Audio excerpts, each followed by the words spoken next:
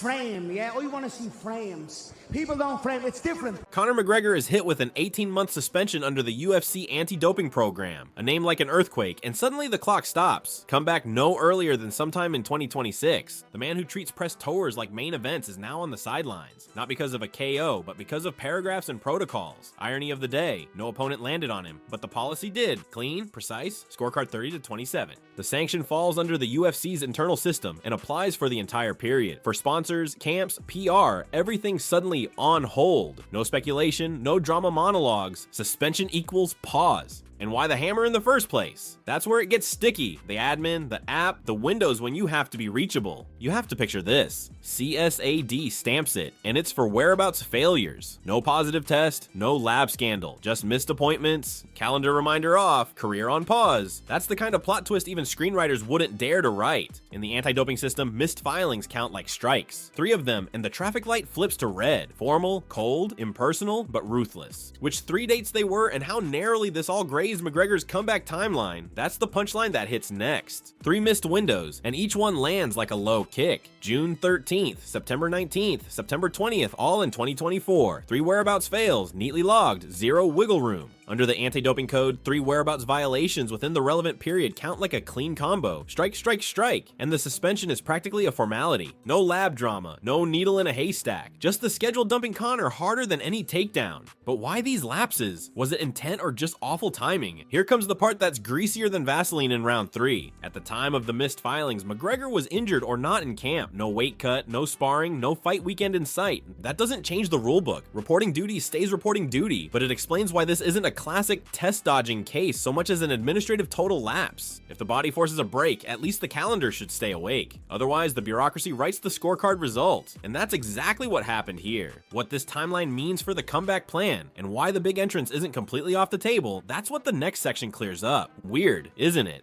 18 months on ice, and yet the window for the big entrance stays open, as if the calendar itself called no contest. Eligibility doesn't blow up the teased comeback date. The much whispered White House scenario remains theoretically in play. No green light, but no red stop either. Suspension means no fight, no booking, period. Eligibility means from a certain date you can negotiate again, build a camp, and get matched, provided health, opponent, and promo plan align. Nothing here happens automatically. A bureaucracy put him on the canvas, but the matchmaker's already standing by with the ice packs. If timing is a jab, Conor didn't eat it. He just turned his head slightly. And this is where the fundamental question lands. How fair is the reporting system anyway? Time to hand Ariel Helwani the mic. I always feel weird about the mistesting thing.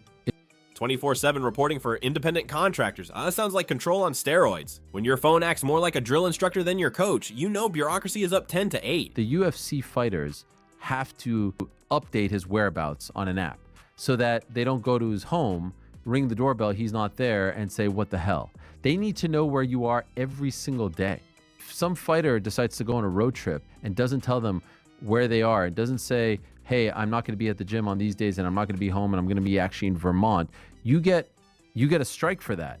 And I just think that's wild. The system aims for reliability, app duty, random checks, a strike for any gap, regardless of whether a fight is booked. Forget to log a road trip, career on pause. That's not a plot twist, that's a bureaucratic takedown. As an independent contractor, having to tell your promotion, not your employer, because if you were having to tell your employer you would be an employee, having to tell them 24/7, 365 where you are. And oh, by the way, they also tell you what to wear when you do, compete for them. But I don't think anyone should have to tell their employer where they are 24/7, 365. I want the fighters to decide this. 100%. Transparency versus autonomy. Fair sport needs testing, but fighters need agency. This is exactly where the system rubs. Rulebook like a wrist lock. Technically clean, but it feels like a tap out. And still, not every violation is intentional. Sometimes it's just admin chaos. That's precisely what the next section explains. It's got to be annoying as hell. And by the way, some people have gotten infractions not because they're trying to hide, and I'm not suggesting that's what happened. Not every strike is a smoking gun. Sometimes it's just paperwork hitting harder than a head kick. Helwani marks the gray zone. Rule break does not equal intent to deceive. In practice, strikes often come from reporting chaos, travel plans, rehab, not necessarily from hide and seek. Sounds banal, but it's explosive. When office errors carry the same weight as cheating attempts, the scorecard starts to feel crooked, and while the debate heats up, the feed crackles too. Reposts, crops, anniversary shots, the reactions are spicy.